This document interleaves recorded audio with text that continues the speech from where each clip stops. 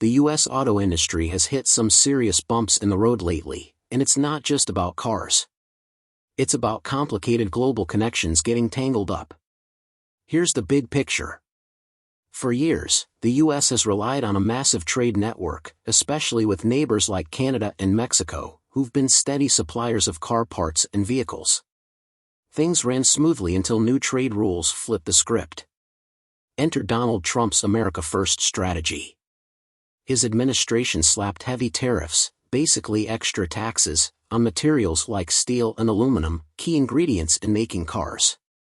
Suddenly, suppliers and automakers found themselves paying 25% more for these imports. This wasn't just a headache for big car companies, everyday buyers started feeling the pinch, too, as car prices crept higher. Trump argued these tariffs would protect American jobs and boost local industries, but not everyone bought into that idea. Many economists and central banks raised red flags, warning that higher costs could slow down sales, strain the auto market, and even put jobs at risk. Why does this matter so much? Because modern car making isn't as simple as building everything under one roof. It's like a giant puzzle, with thousands of pieces coming from different places. Steel from Canada, gearboxes from Mexico, and even parts from Europe and Asia.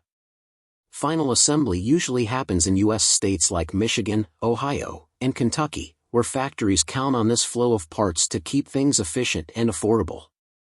But when you throw in hefty tariffs, up to 25% on some imports, it disrupts the whole system. Cars get more expensive to build, and guess who ends up paying the difference? Yep, the buyers. Experts say that with these extra fees, the price of a new car in the US could jump anywhere from $1,000 to several $1,000s.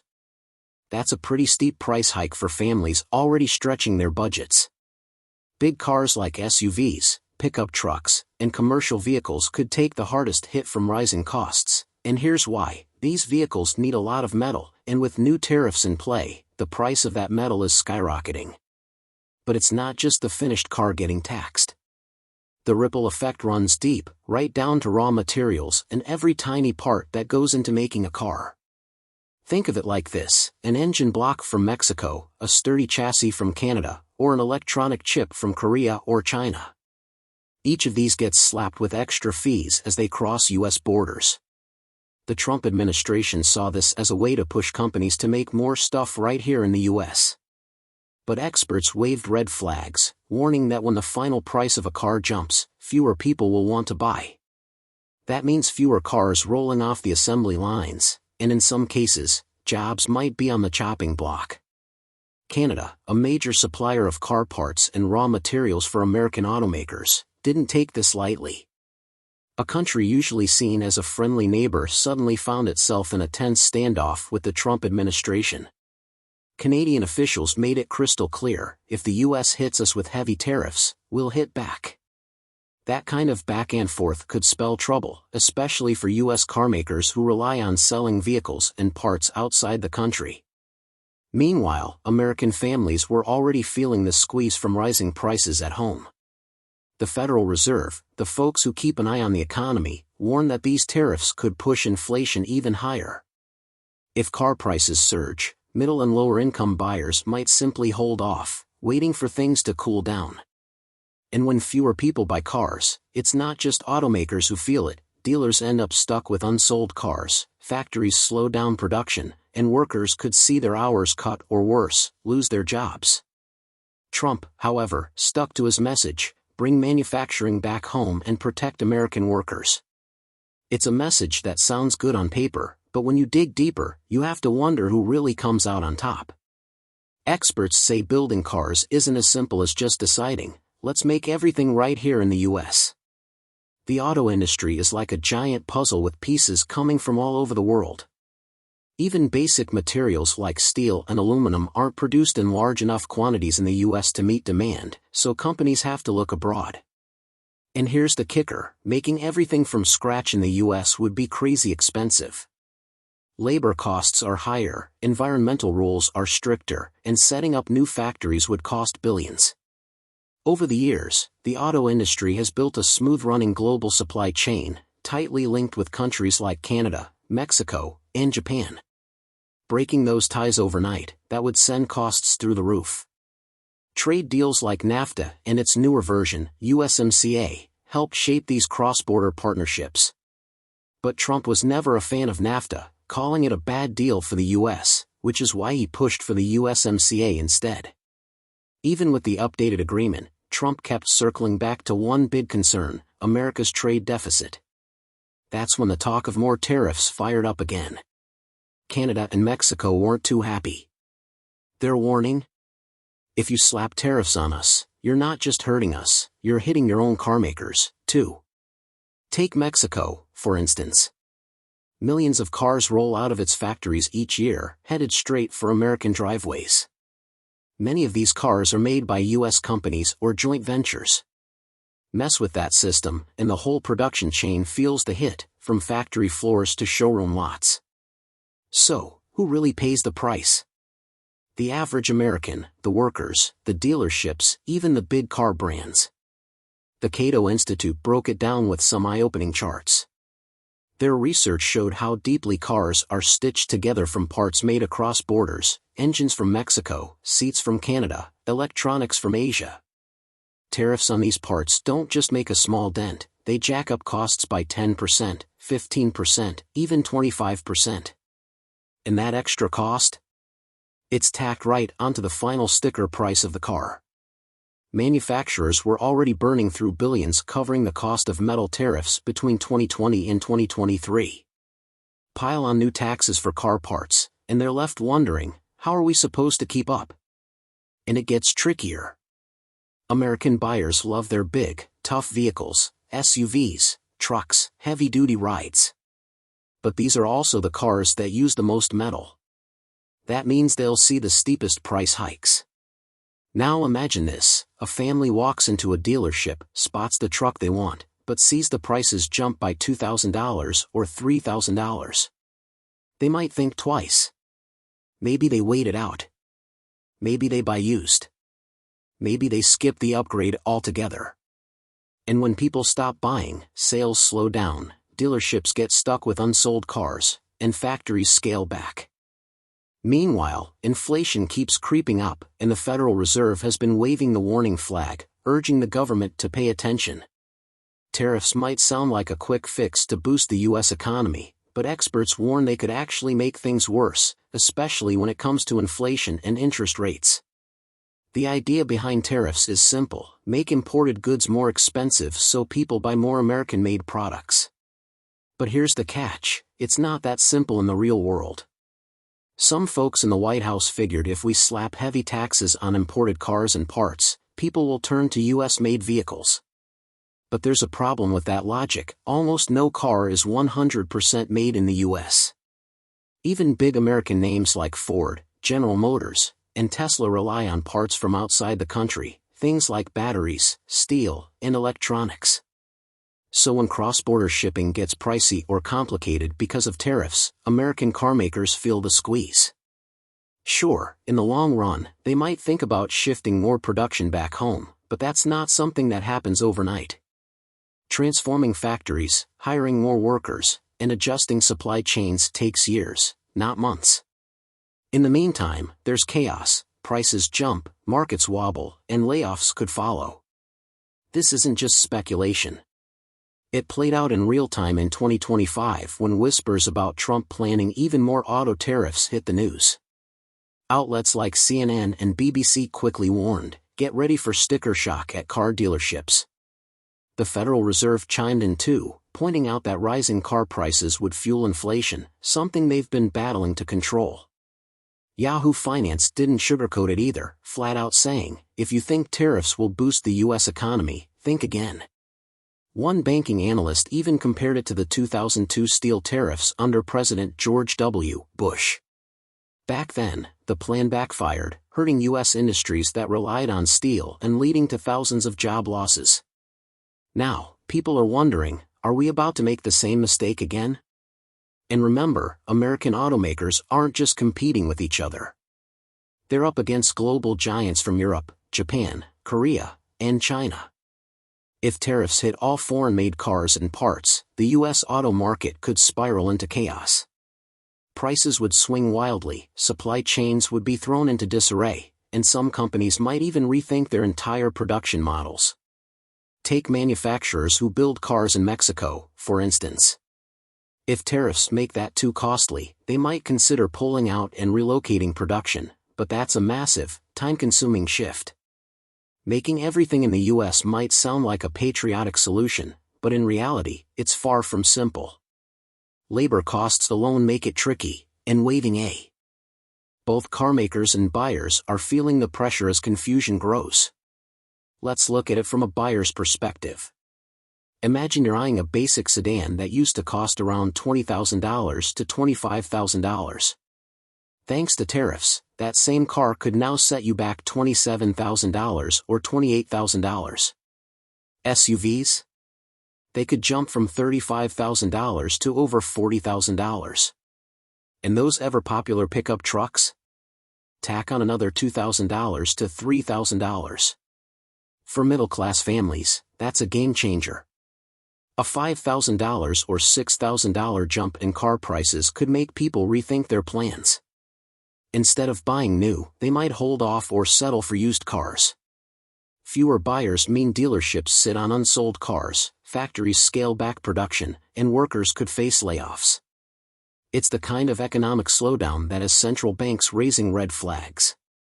Instead of boosting growth, these tariffs could push the economy closer to a recession. And here's where it gets even more tangled.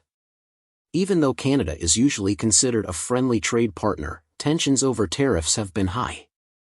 Now add Mexico into the mix. Trump's been critical of Mexico for years over immigration, border walls, and the trade deficit. But here's the thing, Mexico is a powerhouse when it comes to car production for the US. Big names like Nissan, Ford, GM, and Toyota all have factories in Mexico, churning out parts and even fully assembled vehicles. This system has been in place since the 1990s, thanks to free trade agreements. Slapping a 25% tariff on cars coming from Mexico would completely disrupt the setup. For these companies, moving production back to the US isn't just a matter of packing up and heading north. It would take years, 5 or 6 maybe, and billions of dollars to rebuild the factories and supply chains. So who gets hurt in the meantime? Consumers who pay more, car dealers stuck with overpriced stock, and factory workers facing job cuts. Mexican officials, much like their Canadian counterparts, are pushing back. They're warning that these tariffs won't just hurt Mexico, they'll hit American businesses and consumers too. But Trump stays firm on his America First agenda, determined to reshape trade on his terms, no matter who feels the squeeze. Big names like GM and Ford aren't shy about it. They've made it clear that these tariffs could seriously hurt their business. Here's why: automakers are pouring billions into developing electric vehicles, EVs, and building supply chains for batteries. But if tariffs jack up costs, that money could dry up fast. Suddenly, it's harder to fund new tech, slow down gas guzzlers, and push EVs onto American roads. And EVs aren't made from simple stuff. Batteries, rare metals, and massive components often come from overseas. Slap tariffs on those imports, and the US shift toward greener cars could hit a major speed bump. Of course, Trump's camp argues, look, we import too much and don't produce enough here. This has to change. But when you dig into the numbers, it's not that black and white. The US is already a manufacturing powerhouse, ranking second or third globally in car production. Sure, imports exist, but so do exports. It's been a well-oiled cross-border machine for decades. The problem? Disrupting that network isn't like flipping a switch. Breaking established supply chains could spark chaos. Experts say it could take 5 to 10 years and billions of dollars to adjust. In the meantime, there could be mass layoffs, soaring car prices, and even retaliatory tariffs from trade partners shaking the entire economy. Trump might shrug and say, so what if cars cost $2,000 or $3,000 more? Americans can handle it. But auto industry insiders warn that even a few extra $1,000 can scare off middle-class buyers. Fewer sales mean dealerships sit on unsold cars, automakers lose money, and car loans get pricier. And it doesn't stop there. Higher car prices could fuel inflation, forcing the Federal Reserve to raise interest rates, putting even more pressure on consumers and businesses. One policy change, and suddenly multiple parts of the U.S. economy feel the heat. This isn't just a let's boost local production plan, it's a domino effect. Even if you just look at data from the last 5 years, it's clear U.S. carmakers heavily rely on trade with Canada and Mexico. Building a single car might involve 7 or 8 border crossings for different parts. Every time a part crosses with a 25% tariff, costs skyrocket. Canada's been vocal about this too. They're saying, hey, we supply your refineries with heavy crude oil and help with your steel. These tariffs hurt you just as much as us. Mexico's warning is blunt: if you push us away, who's going to make the parts for your cars? And then there's the wild card, Congress. They might just step in and block it altogether. Right now, it's all up in the air. One thing's certain, though, the U.S. auto industry isn't just an American powerhouse. It's deeply tied to Canada and Mexico. Break those links, and you're not just cutting ties, you're piling on extra costs. And here's the kicker: many American carmakers aren't thrilled about this plan either. GM, Ford, even Tesla. They all rely on imported parts. Take Tesla, for example. Its shiny EVs need rare minerals and battery materials that don't all come from U.S. soil. Tariffs could throw a major wrench into their supply chains. If even a tiny part gets stuck behind a tariff wall, entire production lines could grind to a halt. So the big question: will these tariffs actually happen the way Trump envisions? Lobbyists from major auto companies are already knocking on Congress's door, arguing that this plan could backfire. Economists and central bank officials are waving red flags, warning of price hikes and economic turbulence.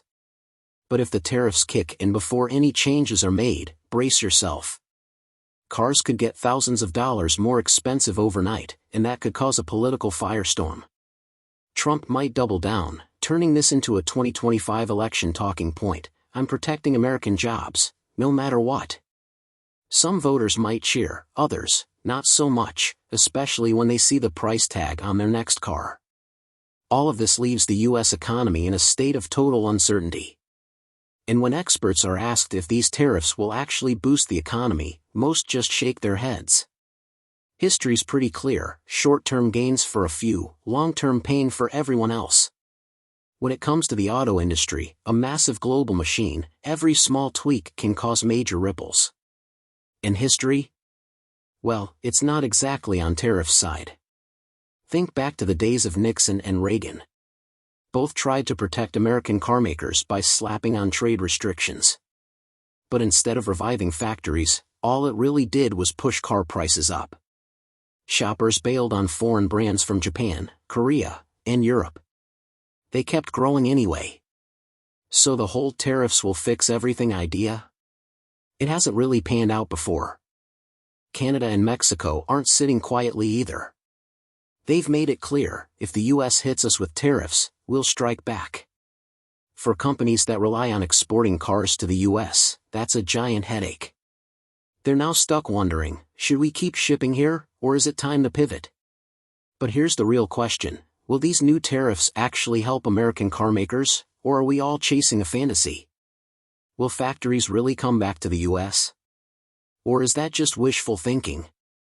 Economists are already weighing in, and many of them are waving red flags. They say this move could light a fire under inflation, throw the auto industry into chaos, jack up prices, and ultimately hurt the U.S. economy. But hey, only time will tell who's got it right. What do you think? Is Trump onto something? Does the U.S. really need these tariffs, or are the experts right? Will this protectionist push backfire? Drop your thoughts in the comments, hit that like button, subscribe, and don't forget to turn on notifications so you don't miss what happens next. Stick around as we keep an eye on rising car prices, the auto industry's next moves, and how this whole standoff with Canada and Mexico might shake out. Because one thing's for sure, this tariff debate isn't just about carmakers. It could end up hitting millions of American drivers right where it hurts most, their wallets. If you enjoyed this video, be sure to hit that like button, and don't forget to subscribe.